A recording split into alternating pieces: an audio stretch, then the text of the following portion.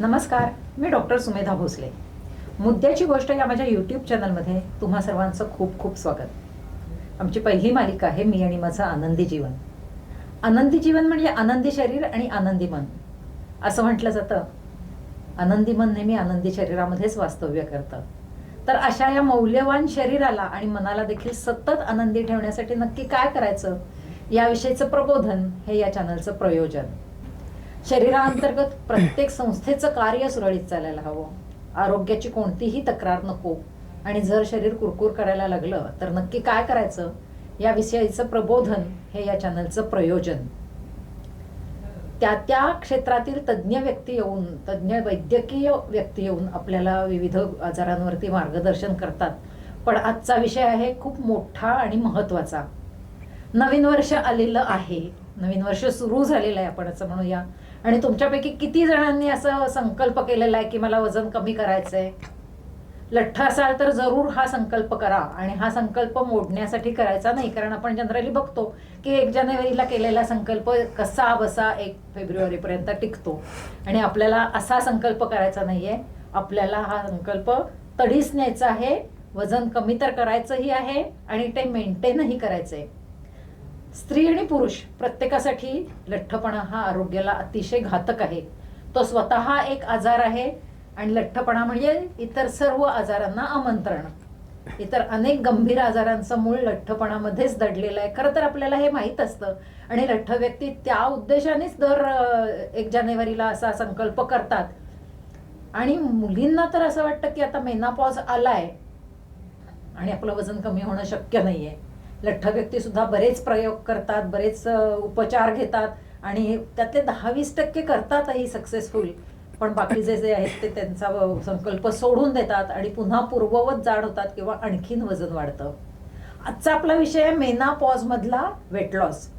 मागच्याच एपिसोडमध्ये आपण पाहिलंय की डॉक्टर पराग बिनीवाले म्हणालेत की मेनापॉज आला की वजन वाढतंच, कारण हॉर्मोन्समध्ये चेंजेस होतात.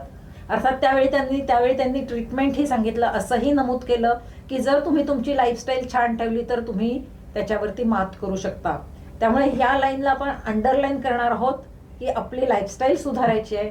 आणि आपल्याला मेनापॉज असला म्हणून काय झालं, मी माझं वजन कमी करणारच आणि टिकवणारच. आता आज मी दुसऱ्या कुठल्या तरी डॉक्टरांना बोलावून सांगितलं असतं की ते वजन कसं कमी करायचं, कसं टिकवायचं, तर ते तुम्हाला कदाचित तेवढं क्लिक झालं नसेल.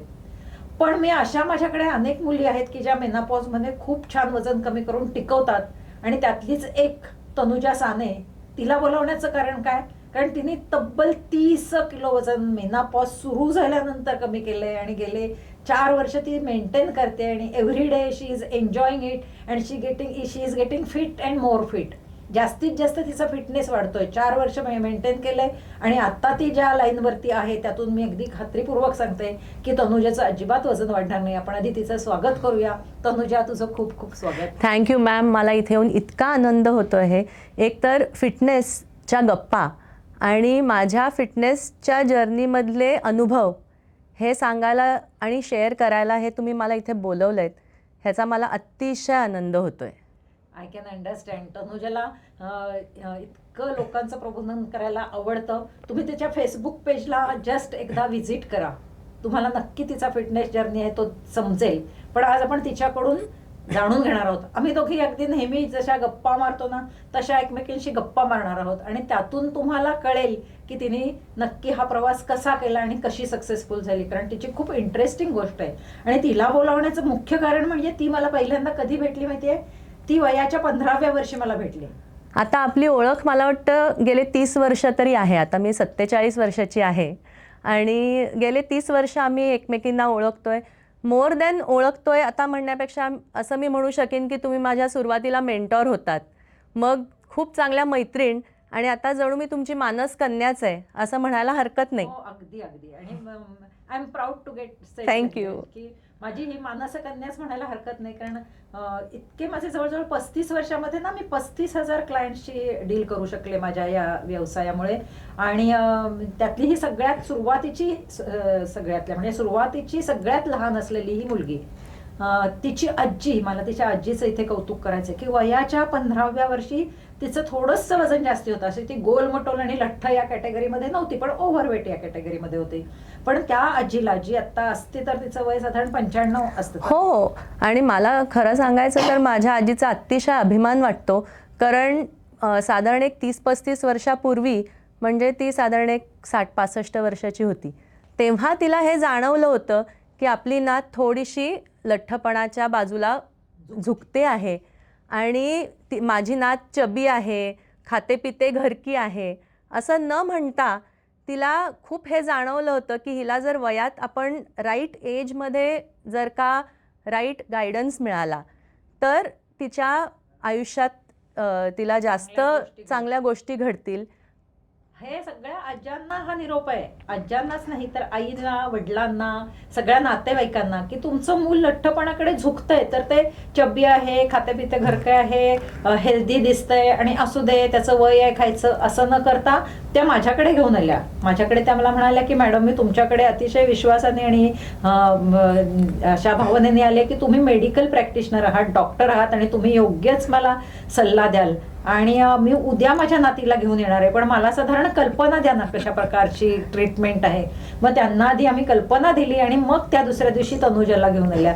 तुझी काय भावना होती तेव्हा तनुजा? मॅडम, ह्या सगळ्या आधी मी हे नमूद करू इच्छित आहे की मला हे सगळ्यात पहिले मला हे सांगावंसं वाटतं मॅडम की तुम्ही अमेरिकन कॉलेज ऑफ स्पोर्ट्स मेडिसिनमधनं स्पेशलायझेशन केलेलं आहे हेल्थ, फिटनेस आणि ओबेसिटी ह्या ॲस्पेक्टमध्ये. आरोग्य, तंदुरुस्ती आणि लठ्ठपणा याविषयी मी केलं. मी तुला आणि ते सुद्धा आणि अजून सुद्धा तुम्ही जर्मन युनिव्हर्सिटीमधनं PhD पण केलेली आहेत. हो, मेडिकल ॲस्पेक्ट्स ऑफ ओबेसिटी म्हणजे लठ्ठपणाचे वैद्यकीय पैलू. मी ते करायचं कारण असं की मी आधी जनरल प्रॅक्टिस करत होते. जनरल प्रॅक्टिस करताना माझ्या असं लक्षात आलं की लठ्ठपणाचं प्रमाण वाढतंय. तेव्हा म्हणजे लहान मुलींच्या मध्ये एवढं वाढत नव्हतं, पण साधारण 40शीच्या किंवा साधारण लग्न झाल्यानंतर 25-30शीच्या मुली होत्या त्या भराभर लठ्ठ व्हायला. मुली असं नाही, सगळ्या समाजातली पुरुष मंडळी सुद्धा लठ्ठ होत आहेत असं लक्षात आलं. आणि जे क्रॉनिक डिसऑर्डर्स आहेत लाईफस्टाईल की जसं डायबेटीस आहे, हायपर टेन्शन आहे, हृदयविकार आहे, कॅन्सर आहे, या सगळ्या गंभीर आजारांचं मूळ त्या लठ्ठपणामध्ये आहे. तर मला असं वाटलं की आपण त्यांनी होणारे आजार ट्रीट करण्यापेक्षा जर आपण त्याच्या मुळावरच घाला घातला तर किती छान होईल, म्हणून मी याकडे वळले. बरं झालं तू इथे नमूद केलंस. आणि मला सांगायला आवडेल की 35 वर्ष मी या क्षेत्रामध्ये कार्यरत आहे. तनुजा पहिल्या वर्षीची माझी काही क्लायंट्सपैकी एक सभासद आहे. त्यावेळी ती सगळ्यात यंग होती आणि त्यामुळे ती माझ्या कायम लक्षात राहिली आणि तिने तिचा जो जर्नी तिथून सुरू केला तो बरेच दिवस कंटिन्यू केला. आता तो कसा कंटिन्यू केला, त्याला कुठे खंड पडला हे आपण तिच्याकडून ऐकूया. तुला जेव्हा आजी घेऊन आली माझ्याकडे 15व्या वर्षी तेव्हा तुला आठवतंय काय वाटत होतं तुला? हो हो, चांगलंच आठवत आहे. आणि मी तर म्हणेन की माझी आजी इतकी एज्युकेटेड होती की तुमचं शिक्षण एकंदरीत कसं आहे हे बघून तिने ठरवलं होतं की तुमच्या ओबेसिटी क्लिनिकमध्ये मला घेऊन यायचं. आणि जेव्हा आजी मला म्हणाली की आपल्याला डॉक्टर सुमेधा भोसल्यांना भेटायचं आहे कारण त्यांचं ओबेसिटी क्लिनिक आहे. सो ओबेसिटी काय आहे हे माहिती होतं पण खूप नॉलेज नव्हतं त्याबद्दल. आणि प्रचंड एक भीती होती मनात की आता मी त्यांच्याकडे जाईन तर त्या मला काय करायला लावतील किंवा खूप सारा व्यायाम देतील किंवा उकडलेल्या भाज्याच खायला लावतील, असा एक कुठेतरी मनात शंका होती. हा एक महत्वाचा मेसेज आहे. म्हणजे तुमचं जर 13, 12, 13, 14 वर्षाचं मूल असेल, ते लठ्ठ असेल तर त्याला काय ट्रीटमेंट आहे हे आधी तुम्ही समजावून घ्या आणि मग त्या मुलाला घेऊन तुमच्या त्या डॉक्टरांकडे जा. नक्कीच. आणि काय होत होतं की लठ्ठपणा वाढत असल्या कारणाने शाळेत किंवा दुसरीकडे कुठेही जर का जायची वेळ आली तर तो एक न्यूनगंड होता डेफिनेटली की आपण लठ्ठ आहोत, आपलं वजन जास्त आहे. काय झालं की शाळेत असताना किंवा कुठेही बाहेर आपण जेव्हा जातो तेव्हा एक साधारण लठ्ठ माणूस आहोत आपण ह्याची एक न्यूनगंड होता त्याचा. आणि I was not mentally prepared की अजून मला ह्याच्यात काही गायडन्स हवा आहे ह्याच्यासाठी. 14-15 वर्षाच्या मुलींना काय करणार, पालकांनीच याच्याकडे लक्ष दिलं पाहिजे. आणि ह्यांनी जाता जाता तू तनुजा इतकं छान बोललीस की न्यूनगंड ह्या मुलांच्या मानसिकतेचा आपण विचारच करत नाही. म्हणजे मित्रमंडळी, सोसायटीतली अगं बाई ही तनुजा का जाड व्हायला लागली आहे असं नातेवाईक ही सहज बोलतात. काकू असेल, काका असतील, आजी आजोबा, आता हिची आजी एक होते किंवा बाकीचे मित्रमैत्रिणी असतील, शेजारी पाजारी असतील, ते सहजपणे कमेंट पास करतात ही कशाने लठ्ठ होतीये. तुम्ही त्याचा विचार करत नाही त्या मुलाला काय वाटत असतं. त्याच्याऐवजी तिला कशी मदत करायची ह्याचाही आपण विचार करणार आहोत. तशा व्यक्तीला काय मदत केली पाहिजे म्हणजे तो त्या न्यूनगंडात न जाता चांगल्या मार्गाकडे वळेल. मग तू पुढे तुमच्या क्लिनिकवरती यायच्या आधी माझी अजिबात ती मानसिकताच नव्हती की मी तुमच्याकडे येऊन लठ्ठपणाबद्दल काही उपचार घेईन किंवा ट्रीटमेंट घेईन. पण तुमच्याकडे जेव्हा आम्ही पहिल्यांदा आलो, मी आणि आजी, तेव्हा माझ्या आजीला तर तुम्ही इतक्या आवडला होतात आणि मलाही तुम्ही इतक्या आवडलात कारण the entire process was so welcoming की तुम्ही जेव्हा आम्हाला पहिल्यांदा काउन्सिलिंग केलं तेव्हा लठ्ठपणा हा त्याच्यात कुठेही आला नाही, लठ्ठपणा हा शब्दच आला नाही. हे तुम्ही कसं काय केलं? साधारण जेव्हा 13, 14, 15 वर्षाची मुलं येतात ना तेव्हा मी जर लठ्ठ मुलं आले ना तर त्यावेळी माझा असा अप्रोच असतो की त्यांची उंची वाढली पाहिजे. 13, 14, 15, 16, 17 ही जी वय आहेत म्हणजे 18 वयापर्यंत उंची वाढण्याचं वय असतं. जर मूल आपलं चब्बी आहे, स्थूल होत आहे, लठ्ठ होत आहे, त्याचे पाय गाल गोबरे गोबरे दिसत आहेत, लोक जरी त्याला गोड गोड म्हणत असतील तरी आपल्या लक्षात आलं पाहिजे की हे मूल लठ्ठ आहे आणि आपण त्याच्यावरती उपचार करायला पाहिजेत, तज्ज्ञांकडे घेऊन गेलं पाहिजे. मग तिथे घेऊन गेलात की पहिला तुम्ही इन्सिस्ट करा की मला ह्याची हाईट वाढवण्यासाठी काय मदत, कारण सगळे तज्ज्ञ कदाचित सांगणार नाहीत की याची उंची वाढवायची आहे. कारण ह्या मुलांना तुम्ही काय डाएट देणार, त्यांचं वय इतकं नाजूक असतं. म्हणजे मी तिच्या आजीला असं सांगितलेलं होतं की तिला सॅलड्स रोज खायला लागणार आहेत, पण तुझं वजन जास्ती आहे, तू ही सॅलड्स खा असं म्हणून जर तुम्ही तिच्यासमोर 2 बाउल ठेवले सॅलड्स तर तिला खरंच वाईट वाटेल, डोळ्यात पाणी येईल. त्याच्याऐवजी तुम्ही सगळेजण एकत्र बसला आहात तर तुम्ही सगळ्यांच्या ताटामध्ये सगळ्यांना आधी तुम्ही सॅलड्स देता हे बघा, कारण ती तुमच्याही आरोग्याला चांगलीच असणार आहेत. तनुजाच्या आजीने हे खूप महत्वाचं केलं. दुसरं मी त्यांना सांगितलं की प्रोटीन्सचा रोल खूप महत्वाचा आहे. मग त्यांनी विचारलं प्रोटीन्सचे सोर्सेस काय, तर मी तर व्हेजिटेरियन आहे. मी त्यांना सांगितलं प्रोटीन दुधातून मिळेल, दूध, दही, ताक याच्यातून तर मिळतंच, मोड आलेल्या कडधान्यांमध्ये, उसळींमधून मिळतं. त्यावेळी सोयाबीनचं जास्ती फॅट नव्हतं आणि अंडी, चिकन, फिश याच्यामधून हे छान मिळतं, आपल्याला मटण चालत नाही. आजीची काय रिॲक्शन झाली? हे खूप इंटरेस्टिंग आहे कारण माझ्या आजीनी खूप डायटरी चेंजेस स्वतःमध्येही केले आणि किचनमध्येही केले. आता स्वयंपाकात ती स्वतः व्हेजिटेरियन होती, परंतु माझ्यासाठी वेगळी भांडी तिने नॉन व्हेजिटेरियनसाठी ठेवली. मग स्वयंपाकाची बाई जेव्हा यायची तेव्हा तिच्याकडनं चिकन करून घेतलेलं आहे, अंडी करून घेतलेली आहेत आणि त्या आजी माझी बघायची की ते तेल किती वापरत आहेत, कारण आपल्याला माहिती आहे की खूप जास्त तेल ही कॅलरीजसाठी कारणीभूत असतं. तेव्हा त्यांनी मला सांगितलं नाही बरं का की मी व्हेजिटेरियन आहे. त्यांनी तिला नॉनव्हेज आवडतं आणि तिला ते आवडू शकेल, स्वयंपाक इंटरेस्टिंग होईल म्हणून त्यांनी परस्पर कामवाल्या बाईंकडून ते करून घेतलं आणि ते करताना तेल जास्ती वापरत नाहीत असं पाहिलं. हा अप्रोच कुटुंबियांचा असायला हवा की ते सॅलड खात असेल तर सगळ्यांनी घेतली पाहिजे. ती जो आहार करते तिला जे आवडतंय त्यातलं काय न्यूट्रिशियस आहे ते दिलं पाहिजे, कारण वजन इतकं डायनामिक असतं ना की आज कमी झालेला 1 किलो जर उद्या तुम्ही थोडंसं चुकलात की 400-500 ग्रॅम पटकन वाढून जातं आणि त्या मुलाला लगेच नर्वसनेस येऊ शकतो. त्यामुळे त्याच्या वजनाकडे लक्ष देण्यापेक्षा आधी आपण त्याच्या सगळ्या सवयी बदलल्या पाहिजेत. हे जेव्हा मी तिच्या आजीला सांगितलं तेव्हा त्यांनी त्या ताबडतोब सूचना अंमलात आणल्या. खरंच काय काय चेंजेस केले तुझ्या आहारामध्ये? आहारामध्ये एक तर तेल कमी वापरायला सुरुवात केली. दुसरी गोष्ट, मला बटाटा अतिशय प्रिय आहे आणि आपण साधारण अजून एक मिथ हे ऐकत असतो की बटाटा किंवा रताळं हे डाएटसाठी चांगलं नाही किंवा त्यांनी लठ्ठपणा वाढतो, परंतु ती गोष्ट चुकीची आहे. ही आपल्याला आपण जेव्हा एखाद्या गोष्टीबद्दल खूप डिटेल्ड माहिती घेतो किंवा अभ्यास करतो तेव्हा आपल्याला समजून येतं. बटाटा वाईट नाही, रताळ वाईट नाही, त्याचं जे प्रोसिजर आहे ना त्याचे चिप्स करून खाता तुम्ही ते चुकीचं आहे. तेल, तूप, मीठ, साखर हे अति प्रमाणात वापरून ते खायचं नाहीये. आजींनी तुला बटाट्याची भाजी वगैरे दिली का? नाही, मला आजी बटाटा उकडायची आणि त्याच्या चकत्या करायची आणि अगदी शॅलो कमी तेलात असं पॅन फ्राय करून त्याच्यावरती मीठ, मिरपूड, अगदी आपले फ्रेंच फ्राईज लागतील ना तशी बनवून द्यायची. ॲज गुड ॲज रोस्टिंग, कारण तेव्हा मायक्रोवेव्ह आणि ओव्हन वगैरे ही गोष्ट पण इतकी नव्हती. म्हणजे जर एखादी गोष्ट आवडत असेल तर त्याचं पोषण मूल्य कसं वाढवायचं याच्याबद्दल आपण विचार करायला हवा. या सगळ्या गोष्टी कदाचित तुमची डायटिशियन तुम्हाला सांगणार नाही. आणि तू आहारामध्ये काय काय बदल केलेत?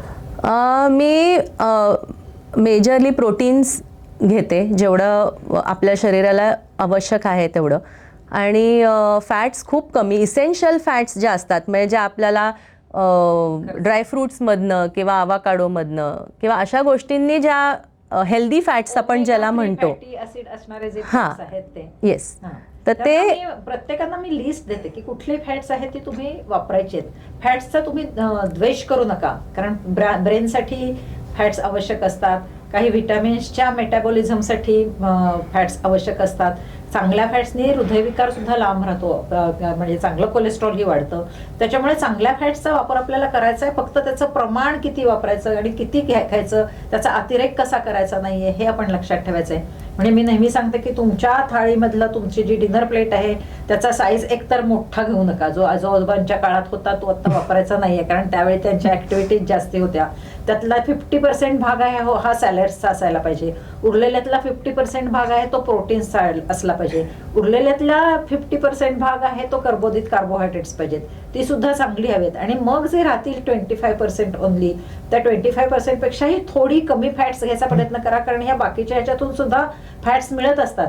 त्यामुळे तेला तुपाचं प्रमाण कमी करा, पण उरलेली जी फॅट्स आपल्याला आहारात घ्यायचे आहेत ती गुड फॅट्स, म्हणजे ज्याच्यामध्ये ओमेगा 3 फॅटी ॲसिड्स आहेत की ज्याचे सोर्स आता तिने सांगितलं त्याप्रमाणे ॲव्होकाडो आहे, ड्रायफ्रुट्समधले बदाम आहेत किंवा अक्रोड आहे, जवस येतं त्याच्यामध्ये, साजूक तूप सुद्धा 1 चमचाचं, नाही तर साजूक तूप सांगितलं म्हणून सतत साजूक तूप खात राहायचं नाहीये, तर साजूक तूप हे घ्या.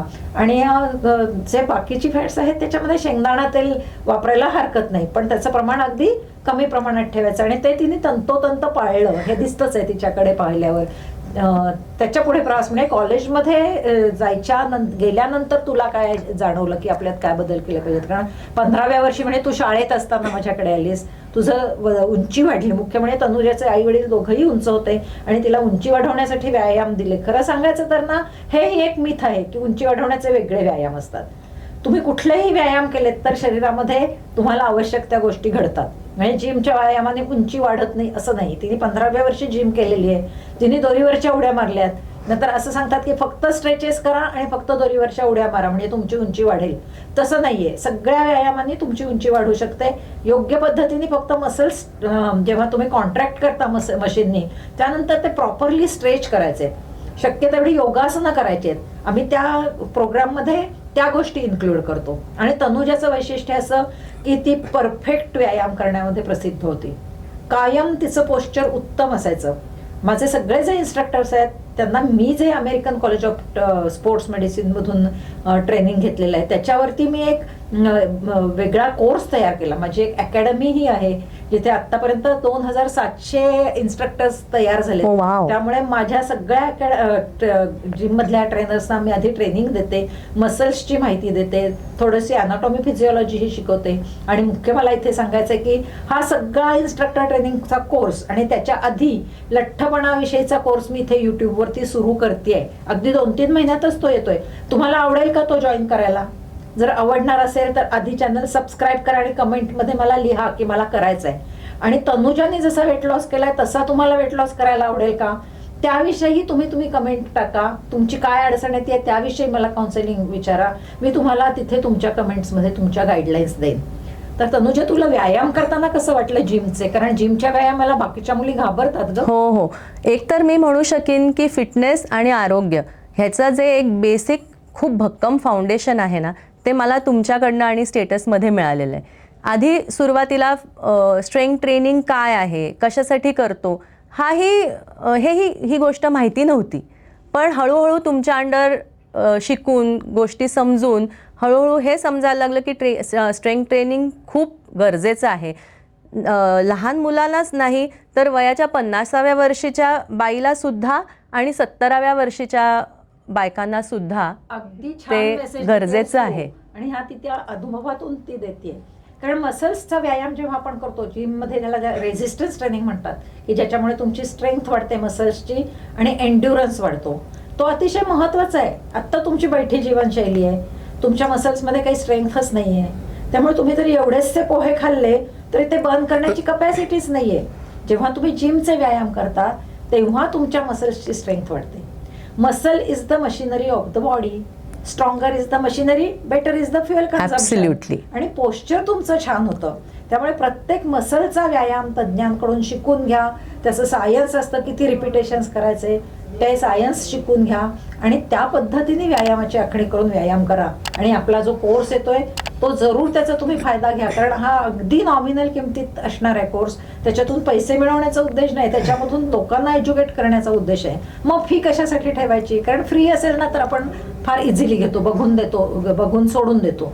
जर तुम्हाला ते अंमलात आणायचं असेल तर कुठेतरी 99 किंवा 199 अशी फी भरून तुम्हाला हा कोर्स करता येणार आहे. आणि तो कोर्स आता थोड्या दिवसात मी सांगितलं त्याप्रमाणे लॉन्च होतोय. आणि त्यात तनुजा म्हणते तसं स्ट्रेंथ ट्रेनिंगचं महत्त्व तिने इतकं जाणलं, तिने व्यवस्थित पोस्चर्स केलेत. आणि आता मी तुम्हाला तिची काही चित्र दाखवणार आहेत की ती स्वतः व्यायाम करताना सांगते की लोक ती जिममध्ये तिचं ऑब्झर्वेशन असतं की लोक कशी चुकीच्या पद्धतीने करतायत. मग ती चुकीच्या पद्धतीने व्यायाम करते आणि सांगते नो असं करायचं नाहीये, असं करायचंय. तुम्ही तो व्हिडिओ जरूर बघा, मी आता इथे तो दाखवलेला आहे. व्यायामाबाबतीमध्ये आणखीन तुला कुठले उपयुक्त वाटले व्यायाम? मला कॉलेजमध्ये चांगलं आठवतंय की कॉलेजमध्ये आपण स्टेटसला सर्किट ट्रेनिंग करायचो. तो सर्किट ट्रेनिंगचा जो भाग होता तो मला एकतर लहान होते वयाने, त्यामुळे तो प्रचंड आवडायचा. तिथूनच मला स्ट्रेंथ ट्रेनिंग आणि ह्या सगळ्याचीच गोडी लागून आणि इन्स्ट्रक्टर्सनी तिला खूप मदत केली. इन्स्ट्रक्टर्सनी तिच्याकडे सतत लक्ष ठेवलं, त्यामुळे तनुजाला खूप परफेक्शनची एक गोडी लागली. फक्त इन्स्ट्रक्टरच नाही, मला चांगलं आठवतंय तुम्ही बाहेरनं बघायचं की मला व्यायाम करणाऱ्या मुली काय करतात हे बघण्याची मी सोय केलेली आहे. आणि लक्ष ठेवून करायचो. आणि तनुजाला जेव्हा मी सांगायचे की खूप छान करतेस तेव्हा ती अगदी कॉलर ताट करून मग मला सांग की तुझं आता वजन 93 पर्यंत कसं गेलं? म्हणजे तेव्हा तू फक्त चब्बी होतीस, तू कॉलेजमध्ये ते व्यवस्थित मेंटेन केलंस, मी तुझ्या लग्नातही आलेली होतेस तेव्हाही तू बऱ्यापैकी छान स्लिम. मग वजन कधी वाढायला लागलं तुझं? कॉलेजपर्यंत सगळं सुरळीत चाललेलं होतं.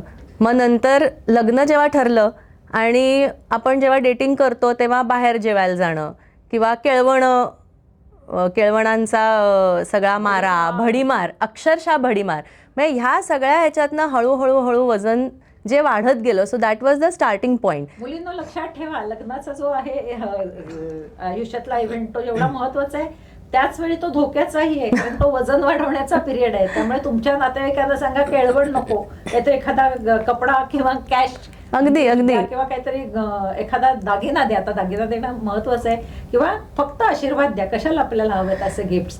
केळवण ही प्रथा बंद केली पाहिजे आणि इन्स्टॉल केली तर त्याच्यामध्ये फ्रुट्स, सॅलड असंच द्या. आणि मी तर म्हणेन प्रोटीन्स वाढवा, कारण ते देताना सुद्धा तुझं कसं होतं ना ग, सगळं अगत्य, प्रेम, आपुलकी, जिव्हाळा हे सगळं त्या केळवणाच्या माध्यमातून. की आता तू आम्हाला सोडून कुठेतरी नवऱ्याच्या घरी जाणार आहेस. आता खरं तर तशी परिस्थिती राहिलेली नाही. आपण 5-5 मिनिटाला आईला फोन करू शकतो, लोकांना भेटू शकतो. त्यामुळे जुन्या प्रथा आहेत त्याच्यामध्ये योग्य बदल करा आणि योग्य पद्धतीने त्या मुलीचं वजन तिथे वाढणार नाही. कारण मुलीच्या आयुष्यामध्ये जेव्हा तिचे पिरियड सुरू होतात तेव्हा तिचं वजन वाढायला लागतं, जे तनुजाच्या वयात झालेलं होतं.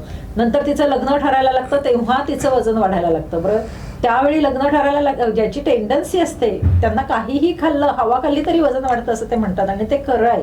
आणि कमी करताना खूप कष्ट पडतात. त्यामुळे वेट लॉस करणारी जर व्यक्ती असेल तर तिला आपण मदत कशी करता येईल हे सगळ्यांनी बघितलं पाहिजे. त्यामुळे मग तुझं प्रेग्नन्सी मध्ये वगैरे वाढलं का त्या केळवण सुरू? लग्न जेव्हा ठरलं तेव्हाच थोडीशी वजन वाढण्याची प्रोसेस हळूहळू चालू झाली. आपण जाणतोच की आपण घरात जेव्हा पालक पनीर करतो आणि बाहेरचं पालक पनीर जेव्हा खातो, बाहेरच्या पालक पनीरमध्ये बटर, तेल, पाम ऑइल ह्या सगळ्या गोष्टींमुळे कॅलरिक value of that palak paneer जवळजवळ ती तिप्पट होऊन जाते.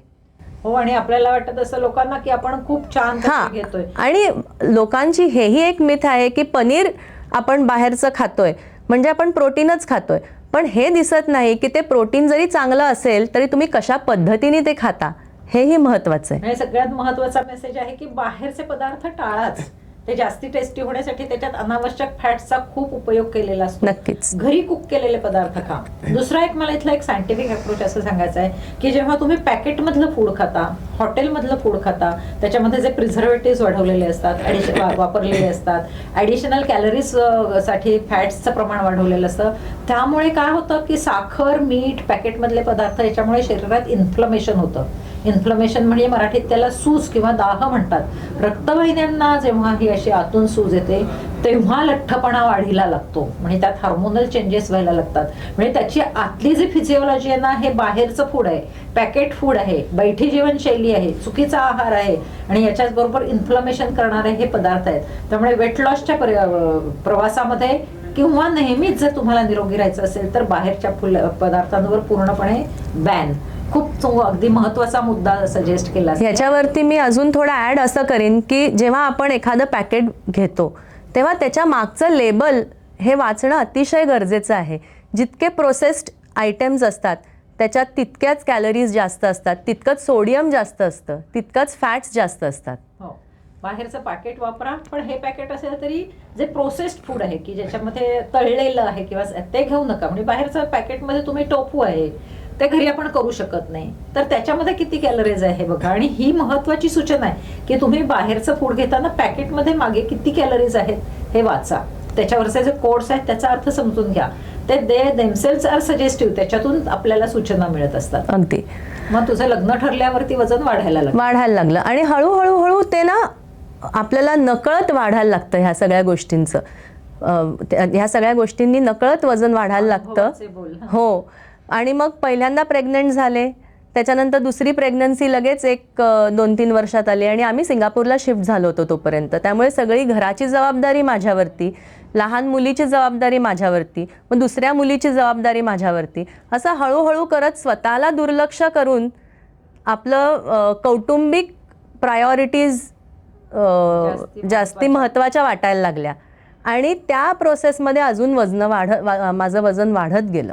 प्रेग्नन्सीमध्ये तुझ्यावरती असं तुपाच्या बरण्या अतिशय. हो. हे एक महत्वाचं कारण असतं की मुलगी प्रेग्नंट राहिली की आता ती 2 जीवांची आई आहे, डबल व्यायाम द्यायचा. खरं तर तो जीव तिच्या 10% काय 0.1% सुद्धा नसतो, 0.5% असतं. जन्मलेल्या बाळाचं वजन जास्तीत जास्त 3.5 किलो असतं आणि आईचं वजन चांगलं 70 किलो पर्यंत असतं. त्यामुळे 2 जीवांची माता वगैरे बघण्यापेक्षा 2 जीवांचं न्यूट्रिशन बघा, त्याचं पोषण मूल्य बघायला हवेत. तसं न बघता तुम्ही तुपाच्या बरण्या आणि डिंकाचे लाडू याचा भडीमार करू नका.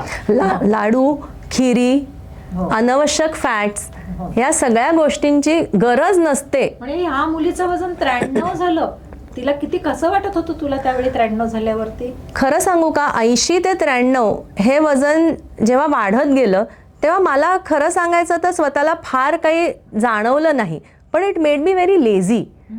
मुलींच्या संगोपनाच्या मागे स्वतःकडे दुर्लक्ष इतकं झालं की लक्षातच आलं नाही की ते 93 पर्यंत कधी पोचलं वजन.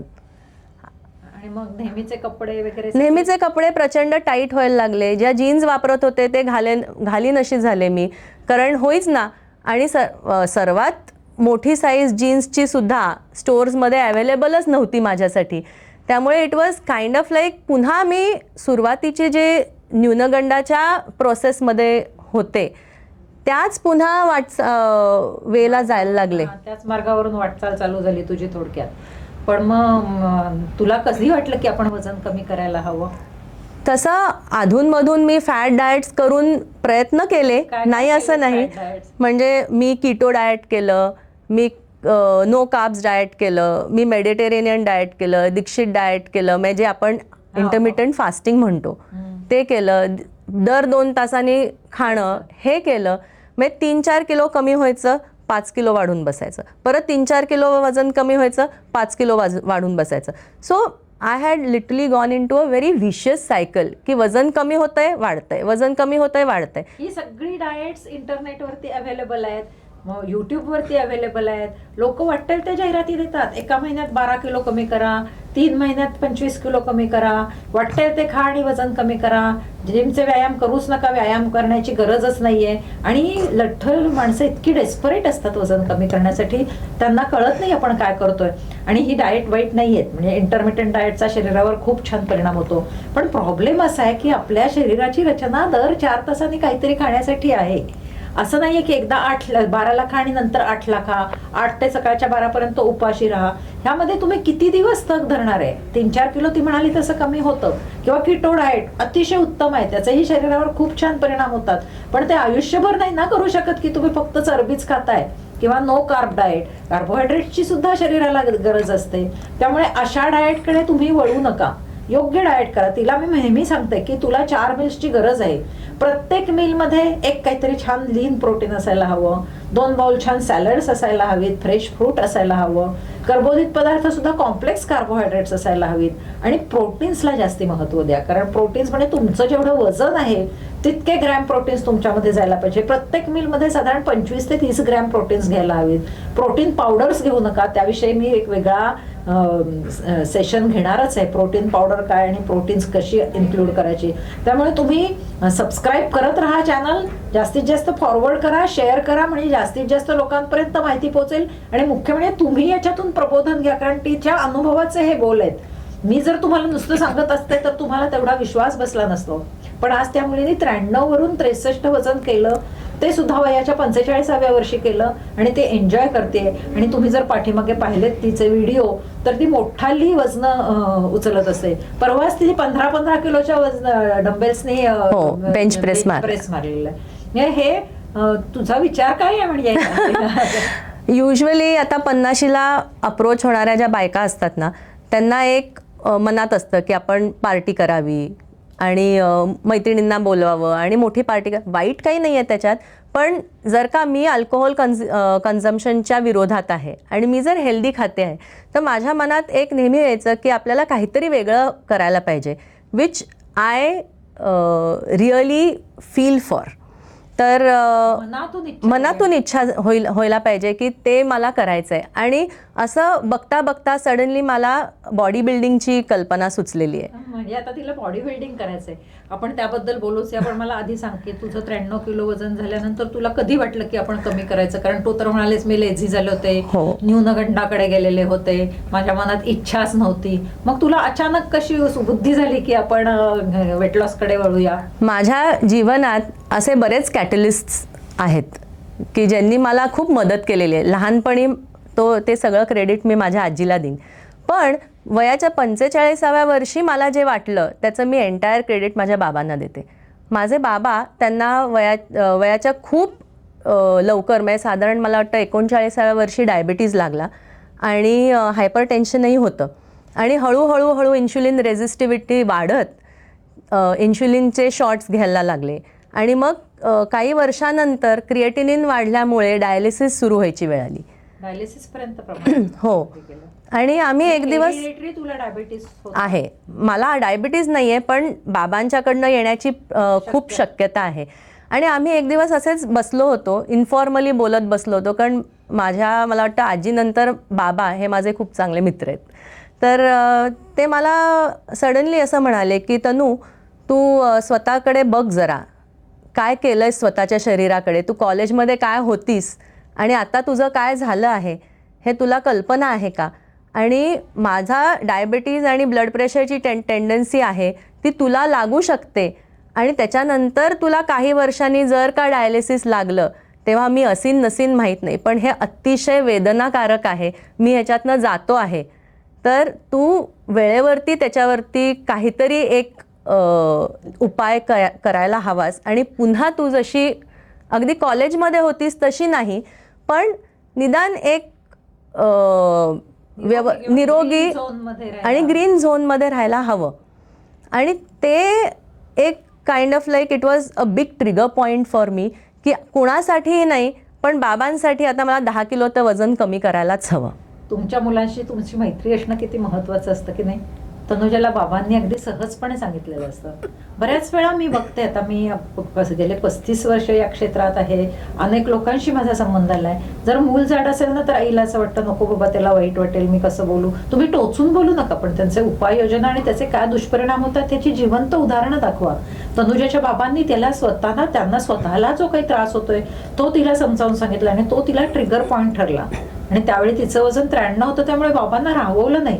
इतरांसमोर आपण बोलू नये असं आपल्याला वाटतं आणि लोकांना खूप वाईट सवय असते. म्हणजे येता जाता ते टोमणे मारतात असं नाही, त्यांना काळजी वाटत असेल पण नको त्या कमेंट्स पास करतात. काय आहे तनुजा, काय करून घेतलेस, अरे बापरे एवढं कसं वजन झालंय, आता कमी होणं शक्य आहे, तेव्हा तर मोठी व्यायाम करत होतीस. अशा प्रकारच्या निगेटिव्ह कमेंट्स असतील. त्याच्यापेक्षा तिच्या बाबांनी जे सांगितलं तशा पद्धतीने जर तुम्ही त्या आजूबाजूच्या लोकांनी जर तो रोल घेतला तर खूप फायदा होईल. मला असं आठवतंय की तिच्या प्रेग्नन्सी नंतर ती मला वजन वाढेपर्यंत भेटलेली नव्हती, पण जेव्हा तिचं वजन कमी व्हायला लागलं आणि ती मला भेटायला आली पुन्हा, मला तू तेव्हा का नाही ग भेटलीस, वजन जास्ती होतं तेव्हा? मला खरं सांगू तर कॉम्प्लेक्स आलेला होता आणि तुमच्यासमोर मी माझं स्वतःला असं प्रेझेंट करणं हे मला पटतही नव्हतं आणि वाईट वाटत होतं. असं करू नका, हे मात्र तुझं चुकलं. जेव्हा तुम्हाला वजन वाढतं ना तेव्हा नक्की तज्ज्ञांची मदत घ्या, कारण तो एक प्रॉब्लेम आहे, तो एक आजार आहे. फक्त तुमचे एफर्ट्स पुरेसे नाही आहेत, त्याचं अनालिसिस करून त्याची ट्रीटमेंट घ्यायची असते. आपल्या कोर्समध्ये मी हे सगळं इन्क्लूड करणार आहे. आणि जेव्हा तिचं कमी व्हायला लागलं तेव्हा ती मला पुन्हा भेटली, पण मला तेव्हा माहित नव्हतं ती 93 पर्यंत गेली आहे. पण माझा एक नेहमीचा फंडा आहे की जेव्हा मला कुठलीही मैत्रीण भेटते किंवा कोणीही भेटतं तेव्हा आम्ही कुठेही चहा कॉफी किंवा स्नॅक्स खाण्यासाठी कुठल्या तरी रेस्टॉरंटमध्ये गेलो असं नाही. सिंगापूरहून ही माझी छोटीशी क्लायंट जी लहान होती तेव्हापासून येत होती, आता ती 2 मुलींची आई झाली आणि येते, तर तिला घेऊन मला घरी पार्टी करता आली असते. पण आम्ही दोघी नेहमी भेटायचो ते कुठेतरी BMCC ग्राउंडवरती आम्ही चक्रा मारायचो किंवा टेकडी आपला खूप अगदी अगदी. spot होता. आणि मला अगदी छान आठवत आहे, मी कॉलेजमध्ये असताना बरेचदा रविवारी जिम स्टेटस बंद असायचं, त्यामुळे आपण अगदी न चुकता आयदर सिम्बॉयसिसची टेकडी नाहीतर लॉ कॉलेजची टेकडी, अगदीच नाही काही झालं तर युनिव्हर्सिटीचं सर्कल तिथे. म्हणजे नेहमी तुम्ही अशा पद्धतीने कंपनी द्या की तिच्यावर कमेंट करण्यापेक्षा की चल आज आपण फिरायला जाऊया, किंवा चल आपण आज तुझ्यासाठी काहीतरी वेगळी खरेदी करूया, किंवा चला आज आपण गप्पा गोष्टी मारूया, मनसोक्त गप्पा मारूया. प्रत्येक वेळी चहा बिस्किट कॉफी याची खरंच काही गरज नसते. आणि त्या पद्धतीने तिने हळूहळू आणखीन स्वतःच्या चेंज केले. आणि you will be very happy to know की मी हे बदल जे आपण तेव्हा केले होते ते मी आत्ताही अंमलात आणते. मला कुठल्याही मित्रमैत्रिणीला भेटायचं असेल तर मी जर सकाळच्या वेळेला मला भेटायचं असेल तर मी त्यांना म्हणते आपण वॉकला भेटू. हो, meeting on the tolls. Absolutely. आणि त्यांच्याही मानसिकतेत. आणि अगदीच जर का कुठल्या हॉटेलमध्ये जाऊन बसायचं ठरलं तर माझी एक तर ब्लॅक कॉफी असते, नाहीतर fresh lime soda without sugar. That's it. शक्यतो आपण घरीच भेटूया आणि ब्लॅक कॉफीच घेऊया, सुद्धा विशेष चांगला नाहीये. तर आपण विचारत होतो की तू मग 93चं हे तू भेटली नाहीस, मला त्याबद्दल मला वाईट वाटलं म्हणून मी मध्ये बोलले. पण 93चा तू एकटीने लढा कसा दिलास? सुरुवातीला जसं मी तुम्हाला सांगितलं, जिममध्ये जायला सुद्धा मला एक कॉम्प्लेक्स वाटू लागला आणि मला असं वाटायला लागलं की एकतर 93 किलो वजन आहे, त्यात मी जर का जिममध्ये जाऊन वेट्स उचलले तर माझ्या शरीराला काही इजा तर होणार नाही ना. म्हणून मी आधी सुरुवातीला घरगुतीच व्यायाम सुरू केले. स्टेटसमध्ये आम्ही घरी मेंटेनन्सचे वेगळे व्यायाम सांगतो, घरी काय करायचे. त्या व्यायामाची तिला सवय होती, मग ते छोटे छोटे व्यायाम तासभर करायचे. हो, जवळजवळ तासभराचे व्यायाम करायचे मी. तुम्ही मार्चिंग करू शकता, तुम्ही सिटअप्स करू शकता, स्क्वॉट्स करू शकता, आणि मी घरी अगदी डंबेल्सचे बेसिक डंबेल्सचे सेट आणून ठेवले होते. म्हणजे 2 किलोचे डंबेल्स, 3 किलोचे डंबेल्स, 5 किलोचे डंबेल्स, आणि आपली जी केटल बेल असते ती साधारण 6 किलोची केटल बेल, आणि आपण जे सँड वेट्स वापरतो ते साधारण 1 किलो आणि 2 किलो. मग हे बेसिक ज्या एक घरगुती सेटअप लागतो आपल्याला व्यायामाचा, तेवढा मी केला आणि त्याच्यापासून सुरू केलं. Very good. आणि मग डाएटिंग ही सुरू केलं आणि डाएट चालू केलं. व्यवस्थित माहिती होतीच. हो, कधीतरी तिच्या फेसबुकवर बघा ती अशी छान दाखवते की आज माझा हा डाएट आहे, मग त्याच्यात सॅलड्स दिसतात, एखादा प्रोटीनचा पोर्शन दिसतो, आणि असं एन्जॉय करत करत ती ते डाएट घेत असते. आणि कधीतरी चीट डे म्हणून एखादा असा आईस्क्रीमचा कोनही दिसतो त्याच्यामध्ये. मुख्य म्हणजे she is very open to talk about her journey. नाहीतर मुलींना अशी सवय असते, कमी झालंय, छे कुठे काय, माझं आपोआप कमी झालंय, अशा पद्धतीच्या त्यांच्या रिॲक्शन्स असतात. किंवा वाढलं होतं माझं, म्हणजे जणू काही लोकांना त्यात इन्क्लूड. खरं तर हा इतका टफ जर्नी आहे, जेवढ्या लोकांना तुम्ही त्याच्यामध्ये इन्क्लूड कराल तेव्हा तो सोपा होऊन जातो. आणि तुमच्या अचिव्हमेंट सांगण्याची जेव्हा तुम्हाला सवय होते ना, तेव्हा तुम्ही फक्त अचिव्हमेंट्सच करत जाता. तिला ते साध्य झालं. आणि सगळ्यात महत्वाचं मला सांगायचं की 93 ते 85 हा जो 8-10 किलोचा जर्नी असतो ना, तो खूप सोपा असतो. 93 किलोवरून 85 येण्याला खूप त्रास होत नाही, तुमचं तुम्ही येऊ शकता.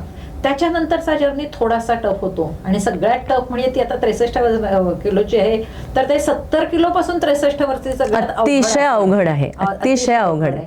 त्यावेळी काही केल्या वजनाचा काटा हलतच नाही. तुम्ही तुमची जी मानसिकता आहे तिथे तुम्ही हार घेता आणि कदाचित पुन्हा उलटा प्रवास सुरू होतो. तसं करायचं नाही. त्यावेळी वजन काट्याकडे बघायचं नाही. त्यावेळी हातामध्ये टेप घ्यायचा.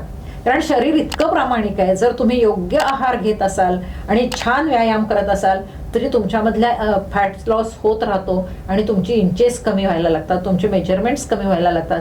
आणि विश्वास ठेवायचा की मी डाएट परफेक्ट करते, माझा डाएट छान चालू आहे, माझा व्यायाम उत्तम चालू आहे, मी कुठेही आळस करत नाहीये.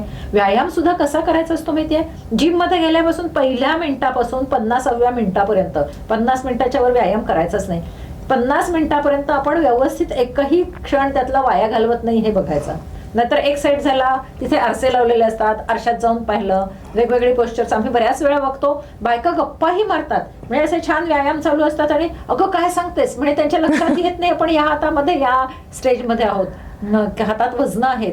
किंवा ट्रेडमिल वरती एकमेकांशी गप्पा मारतात, कानामध्ये काहीतरी लावलेलं असतं. मन लावून करा ना तुम्ही तो छान व्यायाम. जर तो 1 तास व्यायामाला दिलाय तर तुम्ही बघा की प्रत्येक बेनिफिट तुम्हाला मिळतोय. आणि योग्य पोस्चर्स करणं, शिस्तीत व्यायाम करणं हे तिला साध्य झालेलं होतं. हाही तुझ्या यशामागचा एक महत्वाचा भाग आहे हे मला लोकांना सांगायचंय.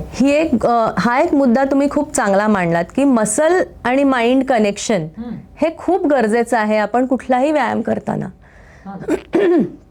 कुठलाही व्यायाम आपण जेव्हा करतो तेव्हा माइंड आणि मसल कनेक्ट व्यवस्थित झाला तरच तो मसल व्यवस्थित ग्रो होऊ शकतो. कारण आपल्याला मग जाणीवपूर्वक आपण त्या गोष्टी करतो, जाणीवपूर्वक व्यवस्थित पोश्चर करतो आणि तो व्यायाम करतो. इथे आपल्याला दिसते की ती 93 किलोची असताना कशी दिसत होती आणि आता कशी दिसतेय. आणि तिने त्याचा सगळा आढावाही दिलेला आहे की पहिल्या वर्षी किती कमी झालं, दुसऱ्या वर्षी किती कमी झालं, तिसऱ्या वर्षी किती कमी झालं. आणि कमी होण्याचा जर रेशो पाहिला तर तो हळूहळू कमी होत असतो. पण तुम्हीच बघाल की जरी पहिल्या वर्षी 10 किलो कमी झालं असेल तरी शेवटच्या वर्षी फॅट पर्सेंटेज जास्ती कमी होते. ही व्यायामाची जादू आहे. माझ्या पुस्तकामध्ये तुला माहिती आहे ना मी पुस्तक, हो, डॉक्टर एच.व्ही. सरदेसाईंनी हेही मेन्शन केलेलं आहे की हे पुस्तक प्रत्येक माणसाच्या घरी हे असायलाच हवं. हो, डॉक्टर एच.व्ही. सरदेसाईंनाही ते खूप आवडलं होतं. आणि त्यामध्ये जवळजवळ 10 डॉक्टर्सनी प्रस्तावना लिहिली आहे आणि प्रत्येकाने त्याचं खूप छान कौतुक केलंय. पण आता पुस्तक लोक वाचत नाहीत म्हणून मी हा सगळा उपद्व्याप करते की हा युट्यूबच्या माध्यमातून आपण जास्तीत जास्त लोकांपर्यंत पोहोचायचा आहे. त्या पुस्तकातला जो सगळा सिलेबस आहे तो ह्या मी कोर्समध्ये इन्क्लूड करणार आहे. आणखीन एक मला महत्वाचं सांगायचं की जसं डाएट महत्वाचा, जसा एक्सरसाइज महत्वाचा, तशीच तुमची मनोवृत्ती ही महत्वाची. तनुजा गाते उत्तम, तसा एखादा तुम्हालाही छंद असू दे, त्यामुळे एक आनंद मिळतो. आणि आनंदात तुम्ही गेलात की तुम्हाला त्या न्यूनगंडापासून बाहेर जाण्याचा एक मार्ग मिळतो, वे आउट मिळतो. आणि विचारांमध्ये सकारात्मकता हवी. म्हणजे तिला ती मधल्या काळामध्ये मुली साधारण 20 वर्षाच्या होईपर्यंत वजन जास्ती होतं. त्या 20 वर्षाच्या काळामध्ये ती त्या वाईट अवस्थेमध्ये होते की न्यूनगंड या अवस्थेत होते. तिची कर्तव्य ती छान करत होती पण मनात कुठेतरी रुखरुख होती. लठ्ठ व्यक्तीला खूप मनात रुखरुख असते, सारखं काहीतरी करावं असं वाटत असतं. आणि अक्षरशः मॉन्जोरो किंवा ओझेम्पिक अशी औषधं घेण्यापर्यंत ते उपाय करतात. आता त्या औषधांबद्दलचा पुढचा एपिसोड माझा असणारच आहे. मी त्यामध्ये तुम्हाला सगळी साग्रसंगीत माहिती सांगणार आहे. पण इथे मला सांगायचं आहे की ते ओझेम्पिक आणि मॉन्जोरो म्हणजे काय आहे माहिती तुम्हाला? ती शरीरात तयार होणारीच हार्मोन्स आहेत. तुमच्या चुकीच्या लाईफस्टाईलमध्ये ती हार्मोन्स योग्य पद्धतीने सिक्रेट होत नाहीयेत म्हणून औषध म्हणून तुम्हाला ती दिली जातात. आणि त्यावेळी डायबेटीसची ट्रीटमेंट देताना ती औषधे दिल्यावर लक्षात येतं वजन कमी होतंय. म्हणून जर तुम्ही ती वेट लॉस साठी वापरता त्याचे शरीरावर किती दुष्परिणाम होतात आपण ते बघणार आहोत. आपण तनुजासारखं शिकूया की आपल्या शरीराला कॅलरी बर्निंग मशीन करायचंय. आपल्या शरीरामधली सगळी हार्मोन्स आहेत ती योग्य पद्धतीने वागतायत आणि आपण नॅचरली ओझेम्पिक आणि मॉन्जोरो सारखी औषधं शरीरातच कशी तयार करू शकतो याचंही आपण ज्ञान पुढच्या वेळी घेणार आहोत. त्यामुळे लाईफस्टाईल महत्वाची आहे. उत्तम आहार, व्यवस्थित शास्त्रोक्त व्यायाम, पॉझिटिव्हिटी, माइंडसेट आणि कुठल्याही चुकीच्या पद्धतीने वेट लॉस करायचा नाही. एवढे 5 मेसेज जरी तुम्ही घेतलेत तर तुम्ही सुद्धा मेनापॉजमध्ये म्हणजे तू वयाच्या 41 पासून 45 पर्यंत तिने जवळजवळ नाही 45 ते 47 45 ते 47 या 2च वर्षात 30 किलो केलेस. जवळ नाही 44 ते 44 ते 47. 3 वर्षामध्ये तिने 33 किलो वजन कमी केलंय, ते ती मेंटेन करते. मगाशी तिने सांगितलं त्याप्रमाणे आता तिला बॉडी बिल्डिंग करायचंय. आणि तनुजा, तुझं बॉडी बिल्डिंग झालं पूर्ण. मला आत्ताच दिसतंय की फॅट पर्सेंटेज कमी होते, तू लीन होतीयस. ते झालं की आपण पुन्हा एकदा तुझा Yes. इथे पॉडकास्ट Yes. घेणार आहोत. तुला अजून काही शेअर करायचंय महत्त्वाचं? WHO गाईडलाईन्स प्रमाणे, म्हणजे वर्ल्ड हेल्थ ऑर्गनायझेशन्स प्रमाणे त्यांनी लिहिलेलं आहे की, मेन्शन केलेलं आहे की fitness is just not physical fitness, it is also mental fitness. तर मला प्रत्येक आईला आणि प्रत्येक स्त्रीला हे सांगावंसं नेहमी वाटतं की बी अ लिटल सेल्फिश. तुम्ही स्वतःकडे दुर्लक्ष करता आणि असं आपल्याला एक डोक्यात येतं की आपण आपल्या फॅमिलीसाठी खूप करतो, पण आपण स्वतःला दुर्लक्ष करून आपल्या फॅमिलीला 100% देऊ शकत नाही. त्यामुळे प्रत्येक वेळेला स्वतःचा थोडासा एक फिटनेसकडे लक्ष द्या, स्वतःकडे दुर्लक्ष करू नका आणि बी अ लिटल सेल्फिश. छान आहे मेसेज हा, की तब्येत चांगल्या ठेवण्यासाठी सेल्फिश व्हायला काहीच हरकत नाही. कारण हा सेल्फिशनेस नाहीच आहे. मुळे जेव्हा तुमची तब्येत छान राहणार आहे, तुमचं आरोग्य छान राहणार आहे, तेव्हा तुमच्या कुटुंबाचं आरोग्य छान राहणार आहे. तर त्या ठिकाणी मला महत्त्वाचा मेसेज द्यायचा, तुला काय सांगायचं? कारण आपली मेंटल हेल्थ जर का चांगली असेल तरच आपण स्वतः 100% देऊ शकतो. मला या ठिकाणी असं सगळ्यांना सांगायचं आहे, मेनापॉज आलाय म्हणून एक्सक्यूज शोधू नका, किंवा मेनापॉज आलाय म्हणून टेन्शनमध्ये जाऊ नका की माझं आता वजन वाढणार आहे. आपल्यासमोर मूर्तिमंत उदाहरण आहे की तिने मेनापॉजच्या अतिशय कठीण पिरियडमध्ये 44 ते 47 यामध्ये 30 किलो कमी केलेलं आहे. ती व्यवस्थित ते एन्जॉय करते, ती बॉडी बिल्डिंगचं स्वप्न बघते आणि लाईफस्टाईल हाच त्याच्यावरचा उपचार आहे हे तिने अनुभवले. तनुजा एकटीच अशी आहे असा मधला भाग नाही आहे, पण 30 किलो वजन कमी केले आणि तिच्याकडून आपल्याला ॲडोलसन्समधला वेट लॉस आणि मेनोपॉजमधला वेट लॉस या दोन्हीचीही माहिती मिळायची होती. म्हणून केवळ मी तिला इथं बोलावलं, कारण डॉक्टरांनी बोलावले असल्यावर तुम्ही निम्म्या गोष्टी डॉक्टरांच्या ऐकता, निम्म्या सोडून देता. तुमच्यातलीच एक तनुजा ती स्वतःला जर असा व्यवस्थित ट्रान्सफॉर्मेशन करून प्रेझेंट करत असेल तर आपल्याला काय ते शक्य नाही. आणि पुरुषांनो, तुम्हाला तर मेनोपॉजचाही त्रास नाहीये, म्हणजे तुम्हाला हार्मोन्सची तर खरं तर देणगी आहे. टेस्टिस्टेरॉन सारखं हार्मोन तुमच्यामध्ये असतं. जेव्हा तुम्ही व्यायाम करता तेव्हा ते ऑटोमॅटिकली वाढतं आणि तुम्हाला त्याचा आणखीन फायदा होतो. 6 पॅक सारखी फॅसिलिटी तुम्ही इझिली नाही म्हणता येणार, पण निदान साध्य करू शकता, जी मुलींच्यासाठी खूप अवघड असते. त्यामुळे तुम्ही स्वतःकडे लक्ष द्या, व्यायामाला सुरुवात करा आणि व्यायामाशिवाय वेट लॉस करायचा नाही असा सगळा पक्का मनाशी निश्चय करा.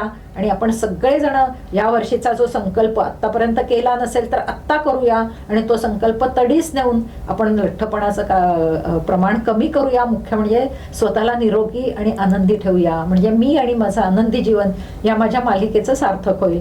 तनुजा, तुझं खूप खूप आभार. Thank you so much ma'am. Thank you, धन्यवाद. मुख्य म्हणजे चॅनल सबस्क्राईब करा, शेअर करा, लाईक करा आणि वजन कमी करा. तुम्हाला जर काही अडचण आली तर कमेंटमध्ये मला विचारा. मला प्रत्येकाला अगदी मोफत सुद्धा काउन्सिलिंग करायला खूप आवडतं, कारण हा माझा आवडता विषय आहे. मी माझा मेडिकल प्रॅक्टिस सोडून लठ्ठपणाकडे वळलेली आहे, त्यामुळे त्याचा पुरेपूर फायदा घ्या. धन्यवाद.